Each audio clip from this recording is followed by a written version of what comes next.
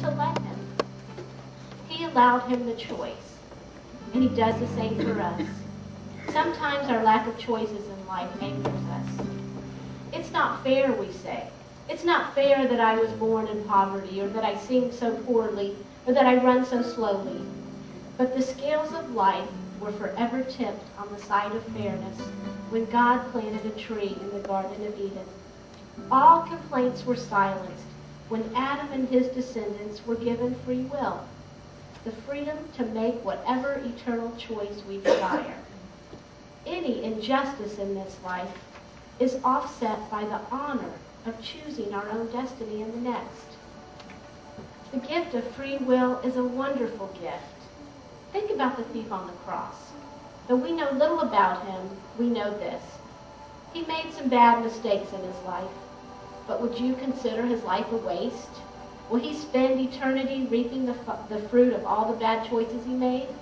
No, just the opposite. In the end, all of the bad choices were redeemed by one solitary good choice. Wow, the gift of choice is powerful. We've all made bad choices, haven't we? We've chosen the wrong friends, maybe the wrong career, maybe even the wrong spouse. And sometimes we look back over our lives and in retrospect we say, if only. If only I could make up for all those bad choices.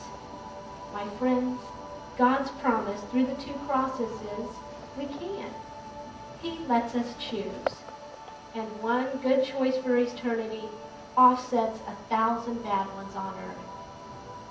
God's gift to us through the 2 crosses is, I will let you choose.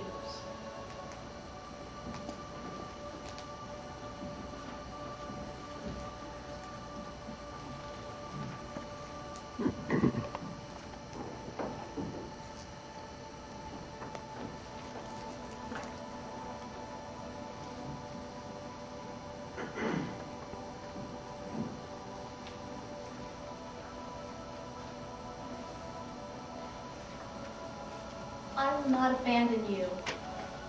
This is God's promise in the path. Madeline and her father had always danced together on Christmas Eve. It had been a tradition for as long as she could remember. But then one day, she became a teenager, and rebellion drove a wedge between her and her father. Madeline began to choose the wrong friends, the wrong environments, the wrong priorities, and on that Christmas Eve, right after she had turned 17, when her papa asked her to dance, she had looked at him as if to say, drop dead, and she stormed out of the room. Her father knew that everything had changed between them, and his heart broke.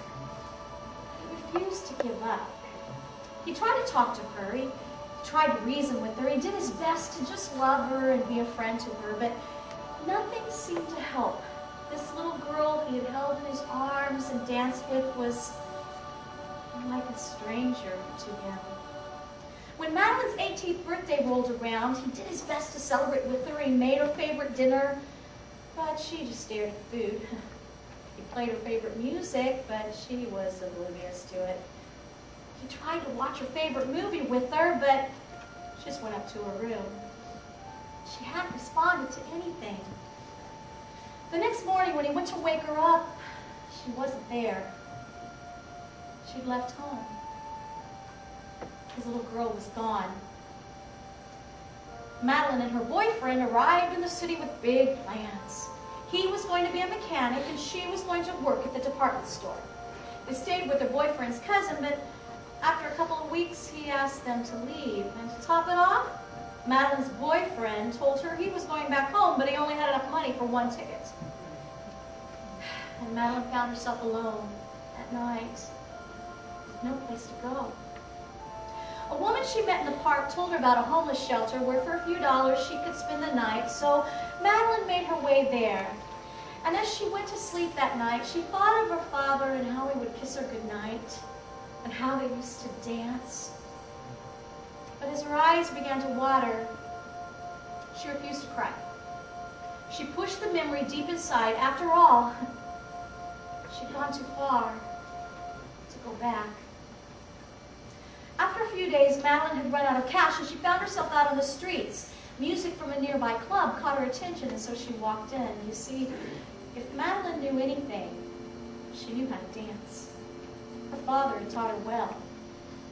And after all, taking money from men who watched her dance, well, that was better than starving to death.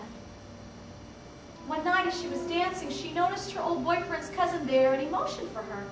Madeline was glad to see a familiar face, but when she reached out to shake his hand, he simply handed her a box. A box full of letters.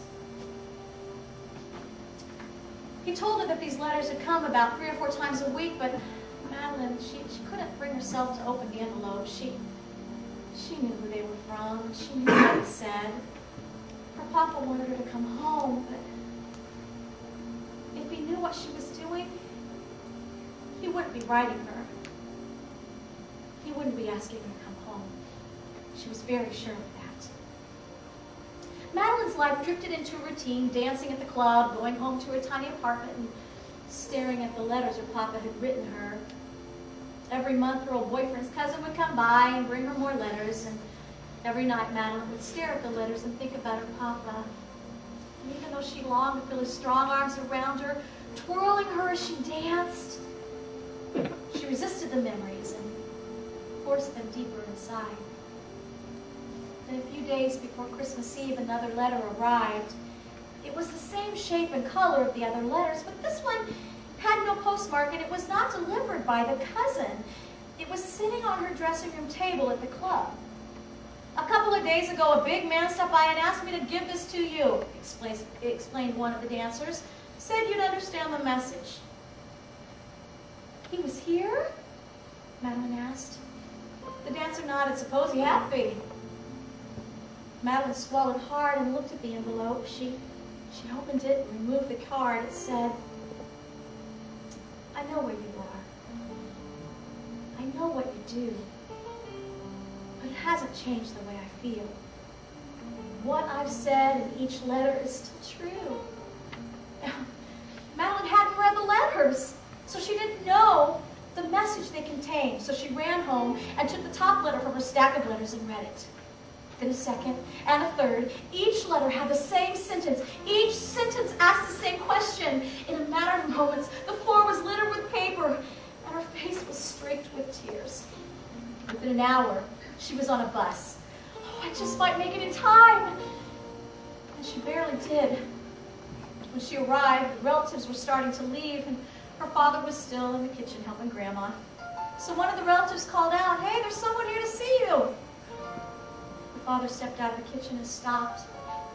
In one hand, Madeline held her backpack. In the other, she held a box full of letters. Her father could see the question in her eyes. Madeline cleared her throat and said, "The answer is yes. If the invitation is still good, the answer is yes." Her father swallowed hard, then answered, "The invitation has always been good. The invitation has always been good." And so the two danced together again on Christmas Eve. And on her father's desk near the door rested a letter, just waiting to be mailed with her father's open invitation. "Would you come home and dance with your papa again?" God's promise in the path is that